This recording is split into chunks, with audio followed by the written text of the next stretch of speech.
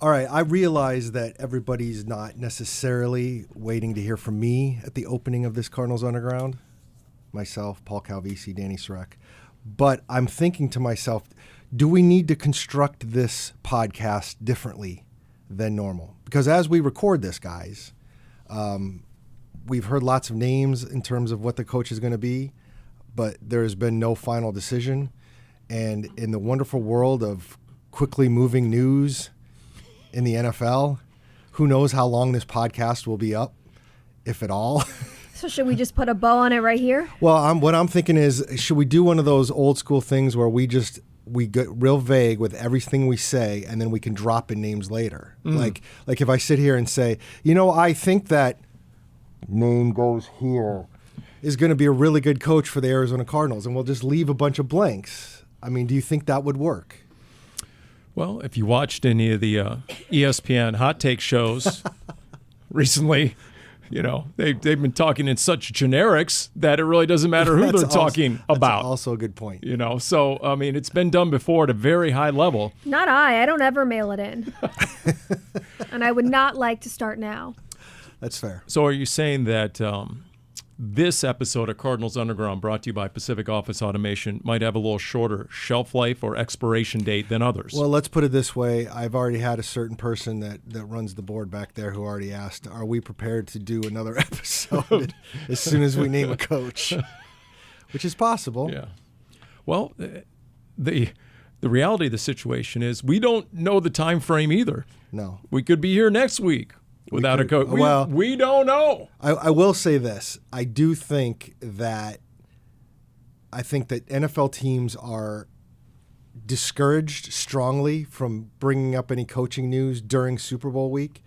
So if we get to Sunday night and there's not official news yet from the Cardinals, I think we will go another week because I don't think anything comes up. And in fact, if we get to that point, that might point to different things as well, as we can all guess. I mean, let's look at what happened the last time the Cardinals were trying to hire a head coach. It turned out to be the defensive coordinator of one of the teams that was playing. So they had to wait. Are you saying that's a possibility for maybe an offensive coordinator for a team playing in the Super Bowl? Or a passing game coordinator of another team playing in the Super Bowl? So if we're talking under our breath, Kubiak might be the guy. You're saying if we're here this time next week. Thomas Brown with the Patriots. Okay. I mean, I think at this point, until we know, we're not going to know. We've seen all the reports of second interviews. We've seen the report of the second interview for Anthony Weaver. We've seen one for Anthony Campanile. Nelly? Anthony Campanile with the Jags. Is it definitely Campanile? Because, okay, well, that doesn't necessarily mean it's true, but okay. And then Mike LaFleur. So, I mean,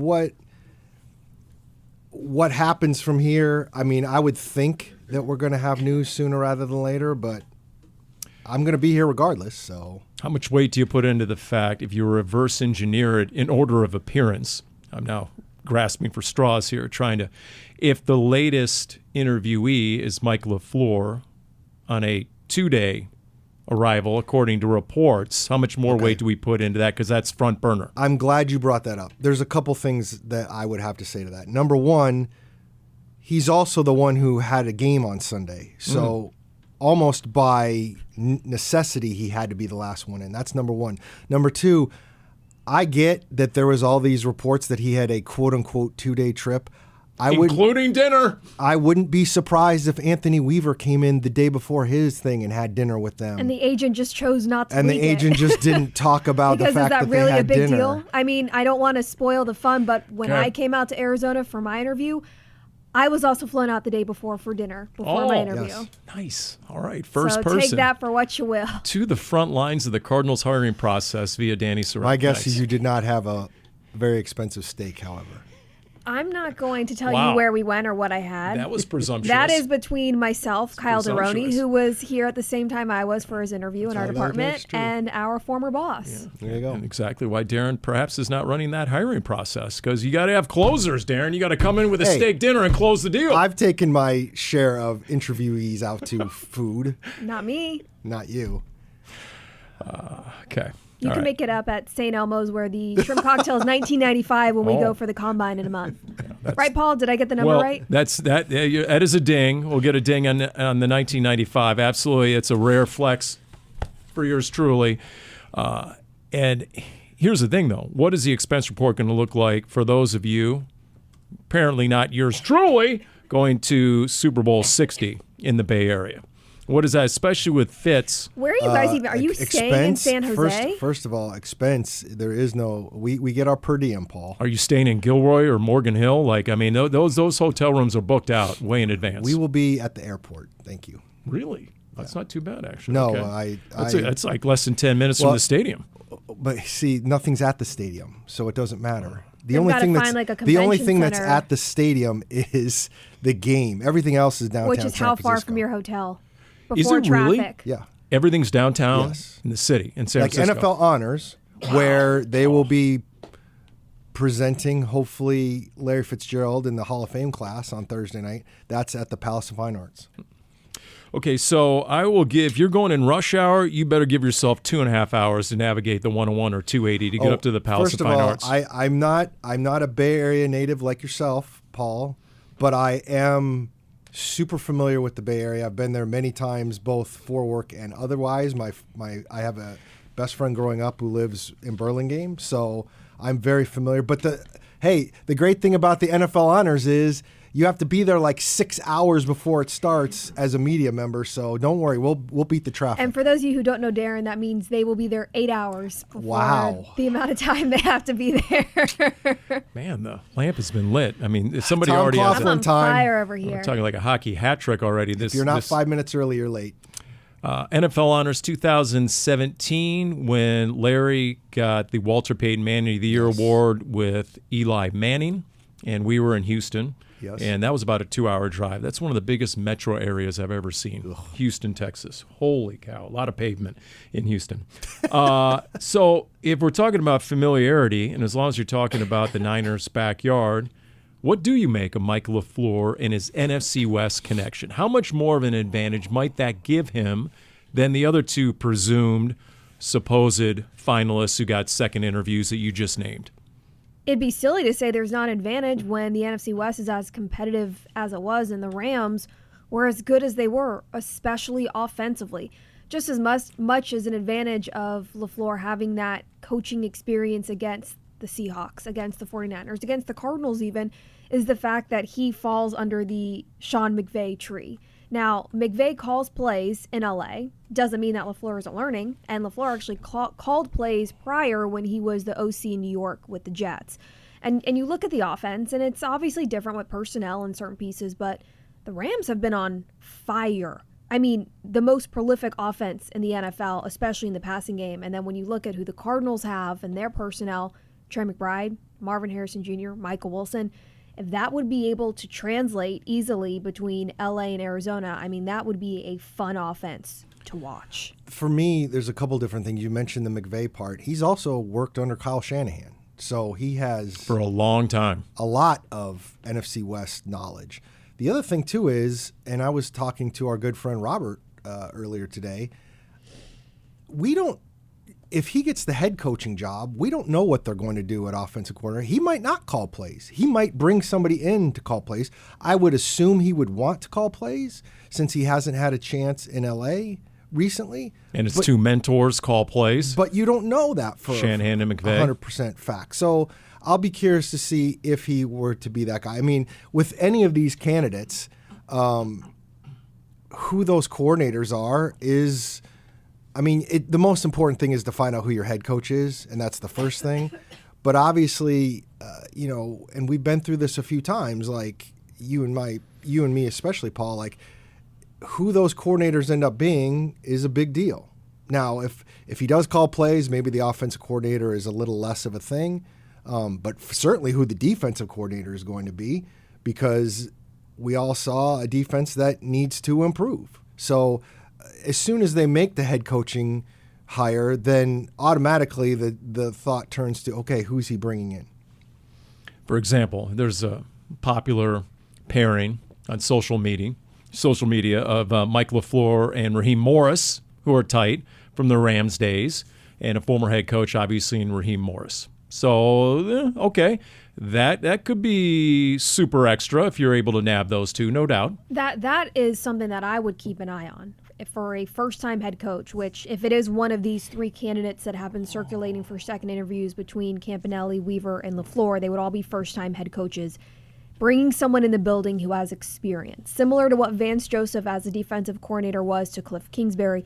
If that is the pairing that comes to be, where you bring in Raheem Morris as the DC with LaFleur as the head coach, Morris has that experience as a head coach and can help a new coach navigate roles and responsibilities and the best way to relate to players as the coach rather than just a coordinator focusing on one side of the ball. And that can be a difference maker. And I know this gets frustrating sometimes for people listening because we are in the building. Well, we're in the building right now, technically, but we're not here all the time. I had somebody on Twitter the other day say, how come you're not just listing, what do you go into work with a bag on your head? How do you not know who's walking in the building? And we're literally not working in the same building as football.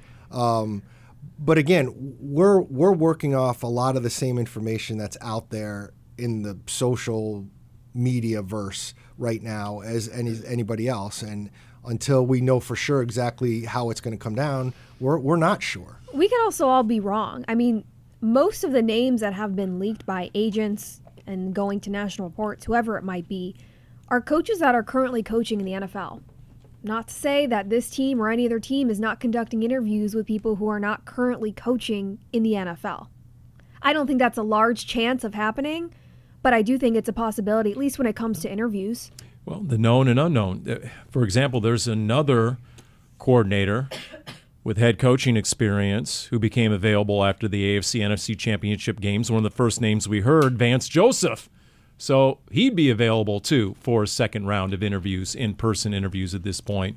Maybe it just hasn't been reported. Maybe that hasn't been the choice of the agent or some other rep to leak that news. You don't know.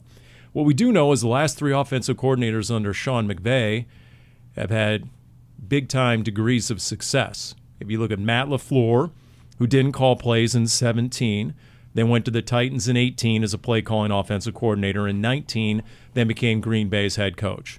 Then you look at Kevin O'Connell, 2020, 2021, under McVay, they win a Super Bowl. He goes to Minnesota as the Vikings head coach in 22. Liam Cohen, 2022 under McVay, then he goes to Kentucky, then he goes to the OC at Tampa, calls plays, boom, head coach in Jacksonville. So Mike LaFleur would be the fourth in that line. And so it's an impressive lineup of offensive coordinators under Sean McVay, despite the fact McVay is calling plays. And as Dani noted, LaFleur is not calling plays under McVay, but he has called plays. Yeah. 21 and 22 as a Jets OC. And people want to rip on those Jets teams. One of those Jets teams, and I think it was the year they ended up getting let go, they were like 7-4 at one point, right? And they had a ton of injuries. They lost their starting quarterback. They had a ton of O-line injuries. They lost their best offensive weapon in Breece Hall. I was just looking at some of the circumstances. They started 7-4 and then lost 6 in a row. I'd have to look. Is that the year where, this is not important whatsoever, but is that the year where the graphic with the Jets came out that Sam Darnold had mono? Do you remember that? It said out indefinitely. You guys know what I'm talking about. Was that the same year? Well, it's not important, but it came to mind. I think that was after, because Zach Wilson was their quarterback by then. Darnold was gone by then, but that's his 2019. But there were 4 or 5 quarterbacks that year. He's come so far. Yeah, and they failed to score a touchdown in the last 3 games, so things ended really badly. But think about it.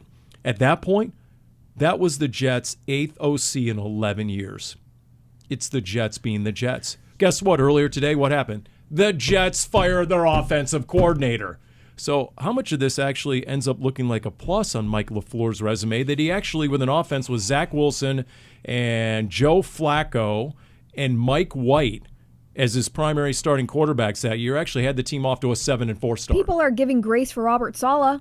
Yep. He was there. He was in charge. So it's funny. It's interesting how this offseason gone. You mentioned the Jets have cleaned house on a lot of their staff, but kept the head coach. I mean, Todd Bowles basically did the same thing in Tampa, which is really like odd when you're a head coach and you're like completely changing up your entire staff. Well, speaking of Jonathan Gannon, now the defensive coordinator for Matt LaFleur in Green Bay. Drew Petzing, the Lions, finally made it official as the offensive coordinator under Dan Campbell in Detroit. So now it's going to be Gannon versus Petzing twice a year in the NFC North. How about that? Petzing versus the Cardinals one week, too. True. Yeah. So that is very interesting, and we'll see how that plays out. Any other of these names that you want to talk about here before we get cultured with Dani? Any other names that jump out here that, for the Cardinals, you mean? For the Cardinals on this list. I think, again, we talked about Campanile originally. I think the energy is interesting. I absolutely, and I think that we went into last year saying this defense was in a place to take a jump, and it didn't. Now, if you bring in a different kind of defensive mind, could you still make that happen? I mean, I think they've got a lot of things that they need to do on that defense to make it be better, and one of them, and this was brought up by Michael Bidwell, it was brought up by Monty Ossenfort, and it was brought up by Jonathan Gannon before he got let go, which was player development. I had a question in my mailbag this week about where the cornerback situation sits, because other than Will Johnson, this guy's thought process was they have nobody. Well, if you are going by the idea that the development wasn't there, then I don't think you can just say that in a sweeping generalization. Now, at cornerback in particular, they got to figure some things out. Garrett Williams is going to miss significant time as he heals from his Achilles. What do you have in Max Melton? Is the Max Melton, or even to a lesser extent Elijah Jones, did they get into a doghouse that they could quickly get out of with a new coach? I mean, those are the things you've got to figure out as you go forward. And I think the other question I keep getting is, what exactly are the Cardinals looking for in a head coach? Look, I'm not going to get in. I don't know exactly what it is. You want a guy with a plan. And I'm assuming, given the situation, one of the parts of the plan that they're going to hone in on is look at our roster, especially look at our defensive roster. How do you see it? Can you resuscitate a lot of these, especially draft picks that we have? Because we feel like they were good players. Can you make them into what we think they can be? And a few quick notes on the other two reported candidates of Campanile, who's currently the Jags DC. I mean, he took that defense from 31st in the league in 2024 to 11th in 2025, number one defense against the run. And that's an area that the Cardinals want to and need to be better at. And it's not guaranteed success the way, someone coming from the McVay tree to have success elsewhere. But in Jacksonville, he just watched Liam Cohen as a first-time head coach take a team to the playoffs. You would imagine there are some lessons learned there. And Anthony Weaver, currently the Dolphins DC, I mean, he's got a really unique perspective as someone who played in the league for 7 years. He was a former second-round pick to Baltimore. And what does that do for a culture and relating to your players, and somebody else who has defensive line as the bread and butter of their career? So I think there are pros for all of these candidates, at least these quote-unquote, I don't want to say top three, but the three that have been linked to the Cardinals the most this last week. And if they win the press conference, I don't care. I really don't. I don't care what the opening press conference is all about. I just care about the sort of traction they get in that locker room, building the buy-in from the inside out. Yeah, we're going to hear the word culture a lot between now through training camp. I still like Diana Taurasi's definition of culture. I really do. I thought for a minute that you were going to say you liked her as a head coach candidate. No, but forget Carson Palmer. No, here's the hot take. Feel free to ask me about Carson Palmer at any point after the Bills interview Phillip Rivers. Was that your mailbag question? I don't know. Was it? Yeah, somebody asked about, hey, the Bills just talked to Phillip Rivers. What about Carson Palmer? There we go. And I should have said something like, okay, this has got to be Paul Calvisi's burner, but I missed that opportunity. Where was I? Oh, Diana Taurasi's definition of culture is basically the people you bring in. That's culture. Of course. The people that populate your locker room, the head coach's office, coordinator's offices. So, great. You might have a couple of money sound bites at the opening press conference. I've come to not care about that. Okay. I know. Remind me, I have a tweet I need to bring up later when we talk about the Super Bowl. Right after we get cultured with Dani. Dani, we'll segue to you. Getting Cultured with Dani. It is not just directed at Paul. Am I the default uncultured Philistine around here? Yes. You got me very excited now. I am on social media and consume more pop culture than both of you combined. I think I'm being unfairly profiled, but go ahead. Let's go. Getting Cultured is on 2 pages this week. Wow. But I will keep it fast. Well, I'm not known for making a long story short, but I'll keep good pace. So this is like a big waiting room anyway, as we await the news. Why Yes. not? Go ahead. We got Okay, some here filler. Here we go. Paul, are you caught up on the Beckham family drama? I saw some of this. Okay, so Man. is it basically... It is drama with a capital D. Is it basically one of the kids who's most responsible for all the drama? Because didn't the entire family go on a vacation except one kid? It's all about perspective, Paul. So the drama Wait, isn't have they got really Aaron new. Rodgers is in their family? The drama isn't necessarily new, but recently a new perspective was shared. So there's been rift between Brooklyn, their oldest son. I believe they have 3 kids of David Beckham and Victoria Beckham, aka Posh Spice, who I grew up loving. So when Brooklyn got married in 2022, he married a daughter of a billionaire investor. Okay, so also Alaf, not marrying him for money. And their son Brooklyn is claiming that his parents tried to sabotage and control their relationship and make them come to all these agreements before the wedding. And he and his wife were not at David Beckham's 50th birthday party last May. So a couple years after getting married, they were not at the 50th birthday party. Okay, So this then is the Beckhams and not the royal family, by the way. Well, they are Okay. British. I was Okay. going to say, and Yeah. a lot of people see them more of a royal family than the royal family. I mean, she's a Spice Girl. So they got married in 2022. In 2025, decided to do a vow renewal without the rest of the Beckham family because their son Brooklyn recently posted like 5 different Instagram stories about how he felt his parents ruined their wedding. So he claimed that his parents, one, have gone to the press over the years to share drama. And then initially, Victoria, his mom, supposedly backed out of designing the wedding dress for his bride. But then it came out, no, it just couldn't be done in time. And Brooklyn recently said that his mom, quote, danced inappropriately at the wedding and, quote, hijacked what was supposed to be a romantic first dance with his bride. And then his dad, David Beckham, went to social media after all of these Instagram stories were posted and said that all of his children make mistakes. So I don't know that this is getting settled anytime soon. I think the way Dani has her hair right now, she kind of looks like Posh Spice a little bit. Are you just saying that to make me feel better? So if I'm following that, the former Spice Girl stole the show at the wedding. Is that really her fault? Right. I mean, that's what she does. I She's mean, a Spice Girl. Right. It's a dance floor. She's going to perform. Yes. I think if we can move on from one thing in this world, it's mothers of. Never mind. I'm going to leave that alone. How about we? In related news, I have a buddy of mine who was about to pay for his daughter's wedding, and now he's reconsidering because she's marrying a flaming Lakers fan, and he can't stand the Lakers, and now there's beef between him and his future Not real son-in-law. beef. That's not real beef. Is No, it? he takes sports way too seriously. Not unlike you and your basketball, Darren. Go ahead, Dani. Well, how about this sport? What about climbing? Did you guys see the skyscraper in Taiwan? Did you see that live on Netflix? Remarkable. So Alex Hanold climbed 101 stories in Taiwan Crazy live. He did it in 90 minutes with no harness and no safety net, which makes it the highest free solo climb of an urban structure in history. You don't know that.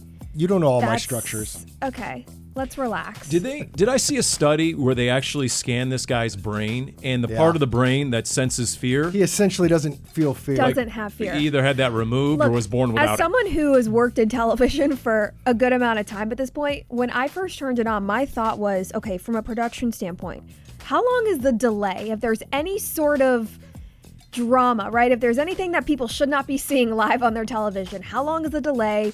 What kind of permits and approval do they have to get for this to be live? I mean, that's crazy. Did he We have have- one of those flying squirrel suits? I'm sorry, Darren. Did he as a No, precaution? no, Nothing. he had nothing. Parachute, nothing. Nothing on Okay, it. I hate to cut off getting Oh, no. cultured. Do you? Oh, We boy. have breaking news. Do we have a head coach? Oh boy. We don't have a head coach, Oh. but we know one that isn't going to be a head coach as the Jacksonville Jaguars announced that Anthony Campanile will remain with them for the 2026 season. Now, Interesting. The plot thickens. that's one of those ones where it's like, okay, is he realizing he's not getting the job here? It's kind of selfish he interrupted getting culture. I mean, we were just talking about it for 30 minutes, and this is when the news chose to break.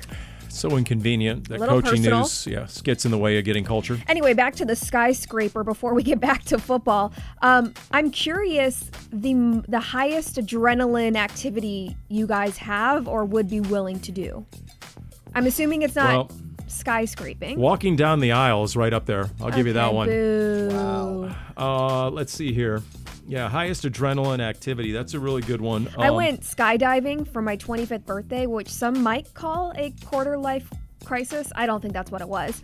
And then I went paragliding in the Swiss Alps, which was beautiful. I would do both of those again, although the older I get, the less I feel like risking my life skydiving again. I feel like if I've already done it once, should I push my luck and go again? So are you asking the question of what we would do or what we have done? If you've done like a high adrenaline. I've never done a high adrenaline thing because I don't even like getting up near the, like we've been to the Grand Canyon a couple times and I won't get within 15 feet of I did that. the edge. And I wouldn't do it again. anybody That that was I silly. know, I get very upset if they get anywhere near the edge. I've done that in the past. I would not make that mistake again. So in my younger days, I was in one of the old biplanes, like a 1940s Stearman open cockpit, the old Snoopy plane, where you sit in the front and the pilot is in the back, and there's a couple of pedals and a big like joystick thing that they're controlling it with, and then they flip over and you're hanging by the straps, the leather straps. That's what you're hanging by. You can feel your body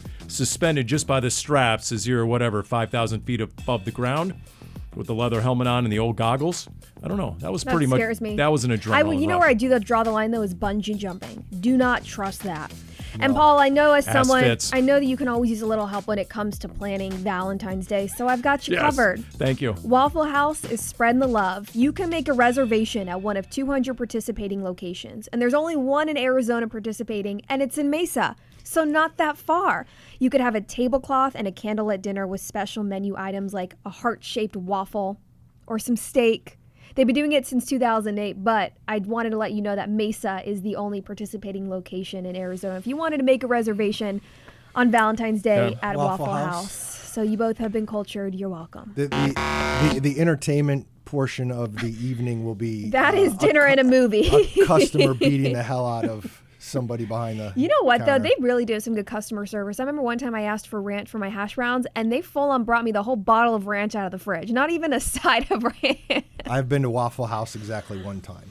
And it was actually during the Super Bowl week when the Cardinals went in 2008. Would this be a good time to segue into my holy cannoli stat of the week? Did you see this in business news? GLP-1s, these weight loss drugs, could save U.S. airlines nearly $600 million per year because Americans aren't as hefty and husky, and the planes weigh less, hence they need less fuel, which saves the airlines fuel costs. How about that for a stat? Yeah. Wow. All righty. Here we go. Seahawks Patriots. I'm just trying to defray, and speaking of waiting room, I'm waiting to have to talk about the Seahawks in Super Bowl 60. All right, There if they we're are. going to talk about this real quick, it's interesting. I just saw this tweet, and not the one about Campanile not being the Good thing he's not going to be our head coach because you're struggling to say his last name. I know. Well, because I've heard it pronounced like multiple ways, depending on where you go and what announcer is talking about it. It doesn't matter now, does it? Somebody tweeted this out, the Patriots schedule this season. This is regular season. Week 1, these are obviously their opponents. Week 1, fired coach. Week 2, fired coach. Week 3, fired coach. Week 4, NFC South. Week 5, fired coach. Week 6, NFC South. Week 7, fired coach. Week 8, fired coach. Week 9, fired coach. Week 10, NFC South. Week 11, Jets. Week 12, Bengals. Week 13, fired coach. Week 15, fired coach. Week 16, fired coach. Week 17, Jets. Week 18, fired coach. Oh, my Wow. gosh. Wow. All right. Speaking of tweets, here's the last decade AFC champions by season starting in 2016. Patriots, Patriots, Patriots, Chiefs, Chiefs, Bengals, Chiefs, Chiefs, Chiefs, now Patriots. I know Darren Paul, you were you had the Chiefs fatigue, and now look what it cost you. We're back to the Yep, Patriots. an acute case of Chiefs fatigue. And now, yes, you get the I'd Patriots still rather have more Chiefs. who easily could get Patriots. blown out of this Super Bowl. This Yeah. could be lopsided in a hurry. There's no doubt about it. By the way, what'd you guys think of my rant last week how predictive and fortuitous was it when I said I didn't enjoy the extreme cold games and the weather games, and then what came into play in the AFC You know what, Championship, though? especially the Well, second you were wrong half. once again. Right. I was right, though. I called Seattle. I was No, just talking about I'm this. talking about the cold weather Okay, part. well, I wanted to make sure you remember that I was right and you were wrong. I talked about this briefly on Cardinals Cover 2 with Craig this week. It's a boomer take, but I'm okay with weather games this point in the playoffs. I say that as someone who's watching from my couch and in Arizona. But Wait a minute, how is that a boomer take though? Kurt Warner is almost my age. Because I say and that- he hates cold weather games. Because I say that as it feels more nostalgic, right? And then you look at these teams, and whenever, with the exception of really Buffalo, whenever a team is building a new stadium, it has the roof. Now, part of that is you want to host a Super Bowl, you want to host non-NFL festivities.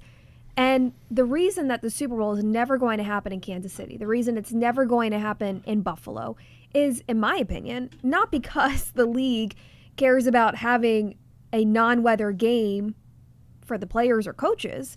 It's because of the media, and it's because of the business side and all the people they're bringing out, and they want them to be comfortable and to have a good experience and be nice and warm and cozy watching the game.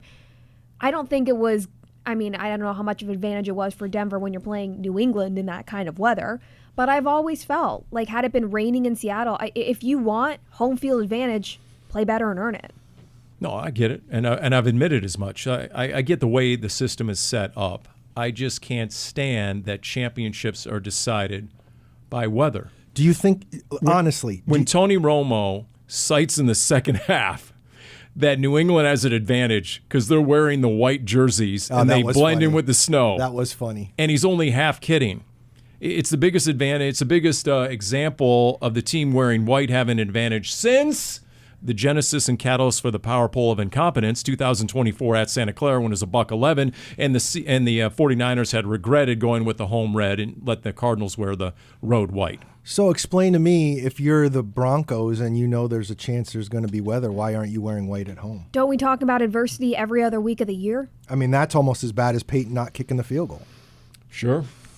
And by the way, the whole, going forward on fourth down, and speaking of boomer, do you get the sense that if you don't go forward on fourth down, you're almost branded as being outdated, antiquated, as being a boomer in coaching? Here's my take on that Not aggressive, weak. Here's my take on that particular decision.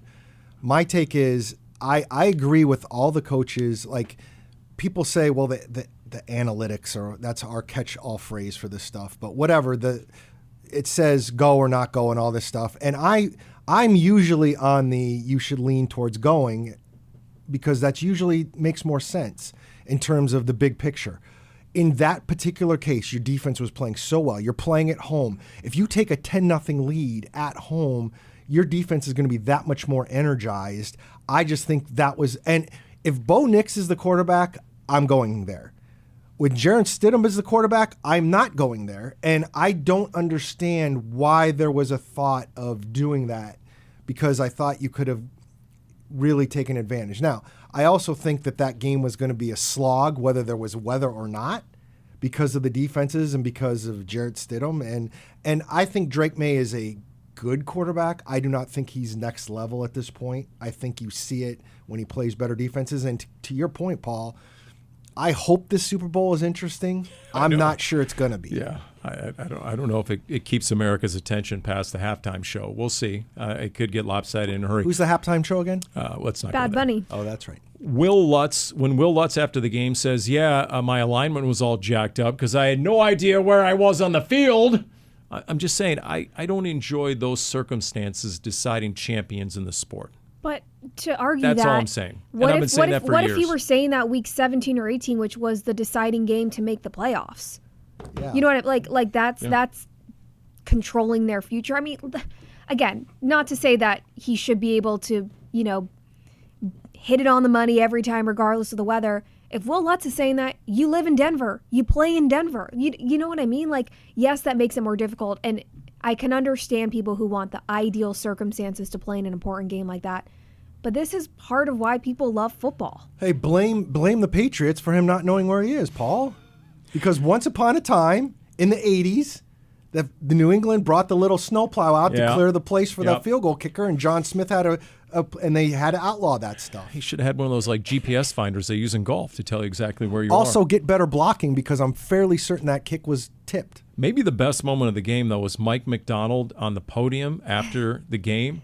And there was Michael Strahan, who, by the way, I thought did a phenomenal job handling all the post-game interviews live on stage and, both being on TV and on the stadium PA and coordinating everything. That's a lot of chaos. As someone who's done some of that, he made that look really easy, and he did it with aplomb, and it's not that easy. Anyway, when he asked Mike McDonald about, hey, how about the fact you were overlooked in your own division, and then you went through the two teams who were considered the favorites en route to the NFC Championship, and McDonald paused and said, "We did not care. It was about the way us." he delivered Just it. the way he said it. The way he said it was funny. I mean, it was, and even John Schneider, the GM, started laughing. You could tell, like, he had sort of a different look in his eye. Like, he's someone who is ultra locked in and may not be aware of everything around him all the time. You know what I mean? I not only believe he knows everything that's going on, I'm thinking he's somebody who thrives on. Now, he's winning. To the victor go the spoils. You're allowed to talk your talk when you've done what you've done. And they have proven to be the best team in the league this year, and that's why we're saying that they're probably going to win the Super Bowl. I find it very, very hard to believe he doesn't know what's going on. Most head coaches. Then again, in fact, I've never met anybody in this league who truly doesn't know, because even if the coach isn't paying attention, Paul, you know damn well that somebody in their family has been paying attention and is letting them know. Or their media relations guys will keep them up to date. And I know how you feel about Seattle, Paul, but I did see this tweet, which it's crazy impressive that John Schneider is the first general manager to take the same team to a second Super Bowl appearance with a new head coach and not a single player retained from that first Super Bowl appearance. I mean, it has been a decade. I was going to say, after a decade slump is what I was going to say. How many GMs are around after a decade I'm not going to be honest of what thought comes to mind there, but like, do they care if they win? Do they care that it took a decade? No. But I'm one of those. It's like one of those people saying like, hey, it's crazy that 3 years into Jonathan Gannon's tenure, there's only 4 guys left from the previous regime. Well, yeah, you're 3 years. NFL, it's like dog years. It's like 1 year is forever. They're going to bring in a new coach. Now, it's going to be a little bit different because you have the same GM, and I'll be interested to see how the transition goes. Like when Ken Wisenhunt came in, they kept a good chunk of the roster from Dennis Green because he had brought in a lot of really good players, but there was still a lot of change. And that's how it always ends up being. But I will say that it is surprising. What I take from that stat is that John Schneider has lasted that long. Now, they still had some good years in there. They haven't been terrible this whole time between those Super Bowl appearances. It also underscores how hard it is to get to the Super Bowl. And you look at the last couple of years and coming to the realization that it was time to move on from Pete Carroll, who had been there for so long, and to hire the right coach, and for McDonald to make the decision to let go of some of his staff after 1 year as opposed to trying to ride it out, and the players that they acquired and moving on from Geno Smith and giving Sam Darnold a chance. Like, yes, it's been 10 years, but when you narrow it down to the last 2 to 3 years, it's impressive. I will say this too. Having 2 teams in the Super Bowl that did not even make the playoffs last year, this is why people love the NFL. This is why people talk about having hope every year.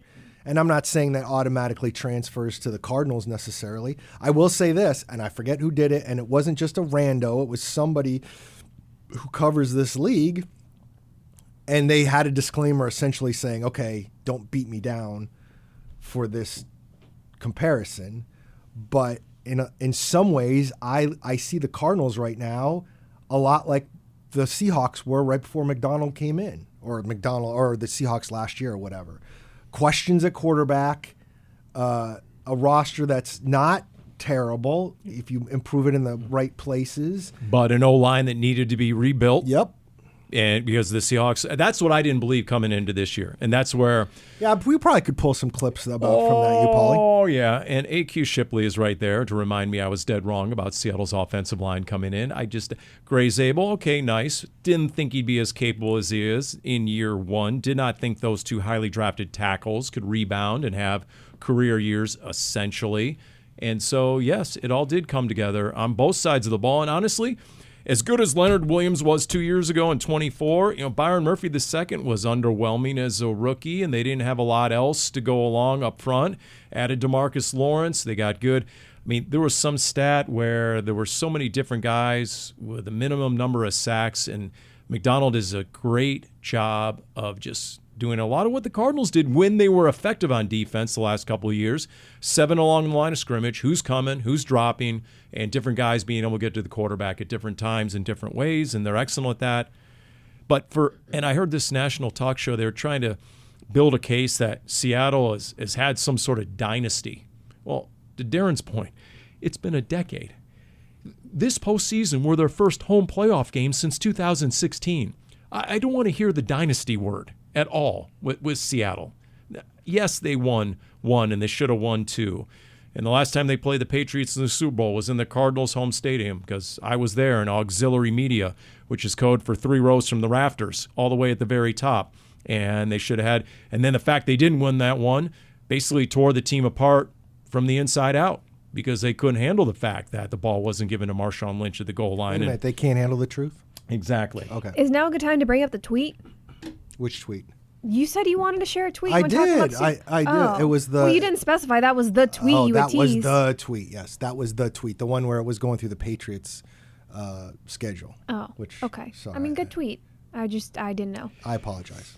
Here's the thing, though. If you were talking about changing this roster, a new head coach, new coordinators, ostensibly, maybe an all-new coaching staff, we have no idea. But to me, you have the same GM.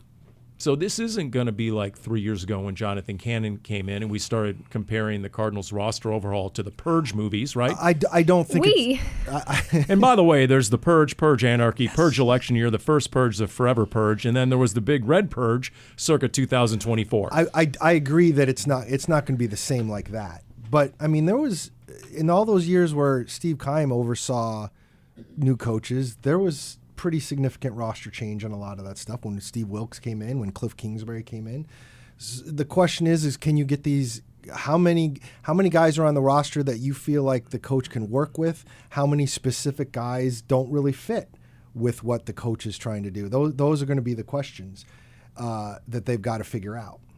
Yeah, that is the first big question for the head coach. Okay, they have a scheme that they're known for or they're most proficient at. Are they going to automatically install that scheme and expect players to adapt and or change the roster to fit accordingly to the scheme? Or does that coach come in and has worked in enough different places with enough different coordinators, looks at the talent the Cardinals have and says, you know what, scheme number 1Z here is the best way to go? Is that a call from the coach? Is that something that's going on in the interview process from the general manager who says, this is the team I have put together. This is where we have allocated our resources. Tell me how you can make this work. So once again, the breaking news over the course is Anthony Campanile. Yeah, during getting cultured. He has agreed to stay with Jacksonville. So does that mean either A, he was informed that he didn't make the finals of the Cardinals gig, or B, maybe even the Cardinals are in discussions right now with their preferred candidate? I think those are questions that are right now going to be unanswered, but usually, I mean, you're to a point where either he felt like he wasn't getting the kind of vibe he needed in terms of having a chance at this, and he was worn down. I mean, there was a lot of conversation that he might get a pay raise and that kind of stuff in Jacksonville, and both the Jacksonville coordinators. Grant Udinsky, the offensive coordinator, was also up for a couple jobs. I mean, they both were in the rotation there, but now they stay with Liam Coleman, and they have a chance to be back in that cycle next year. Now, the other thing that I was talking about with our good friend Robert earlier was that you never know what the cycle is going to look like in the future. Like, we can talk about these guys. We can talk about, let's say Clint Kubiak doesn't get a job, and in part because he decides he wants to stay with the Seahawks. Great situation. You could be Ben Johnson and end up in a really good situation by staying one more year. But you could be Byron Leftwich, or back in the day, Russ Grimm, who was no longer in the cycle. Now, Russ Grimm didn't necessarily turn down any jobs, and neither did Byron Leftwich, but like you don't know how quickly your star could rise or fall, and things get crazy sometimes when these owners are looking for jobs. The other thing I would say too, now you can never say never, but if there were 10 openings this year, you feel like there's not going to be nearly as many next year. Like who saw Mike Tomlin leaving? Who saw John Harbaugh leaving? So, yeah, you never know. Do you believe that part of the reason Mike McCarthy was hired in Pittsburgh was to get Aaron Rodgers to stay from their time together in Green Bay? But here's the thing. I don't think they liked each other, though, at the end. Yeah, people were wondering about that at the end. That had kind of frayed near the end. Shocker. As we sat on the plane in Green Bay, Paul. And McCarthy was relieved of his McCarthy duties before. was relieved of his duties before we even took off. Before his wheels up. So Josh Rosen taking him out. You know who didn't look too happy at the very end of his press conference was Sean McVay. Quote, "What the hell kind of question was that?" When someone asked him about the future of Matthew Stafford, he did not like that, his MVP caliber quarterback, and what is Seems his like future. A fair question. What's interesting is Ian Rappaport on Sunday on Game Day reported that Stafford, quote, was indeed planning to return for the NFL next season, regardless of the outcome of Sunday's game. So he had reported that going into the game. I tweeted after one of his amazing throws, might have been one of the touchdowns. I mean, I remember sitting here with the two of you, and we must have, for like 5 podcasts in a row, we're like, look at that back. I mean, I don't even know if that guy's whatever. And he went from, is his career probably over? Is he alive? Is he alive? To playing the whole season and being the MVP. I mean, and he looked, the fact that they lost those last 2 games, the end of the regular season and then that playoff game to Seattle, when quite frankly, they probably should have won because Matthew Stafford was so freaking good. I mean, does Stafford go into this offseason, and by the way, he turns 38 in February, does he go in the offseason and say, well, we were a muff punt away from beating Seattle? I felt for that returner. Here's the thing. I thought about that early in the game, and obviously the muff punt hurt them. But as the game played out, the back-to-back Tariq Woolen stupid penalty and then getting burned when his head wasn't in on that play, that to me, that evened Offsetting. out. That offset the muffed punt. Here's the thing. The Rams own picks number 13 and 29. Ugh. 2 first-round picks. Ugh. Almost all the free agents return. Well, they don't have very many free agents. They have Cam Curl, the safety. Ugh. Their 2 starting corners, Kobe Durant, Akella Witherspoon, Tyler Higbee, the tight end. That's really about it. I mean, they return intact. They still have a young, talented defense. 2 first-round picks, guaranteed. One of those 2 first-round picks is going to be a corner. How good is that offense going to be if they don't have their offensive coordinator, Paul? Well, and I would say that young, talented defense fell off quite a bit in those last 2 months. Yeah, the last 2 months, you're right. So can't let you guys go without the latest mock draft. We already gave you Mel Kiper 1.0, I believe. So it was the tackle from Miami. Francis Maui Noah is the guy out of Miami. Live it, know it.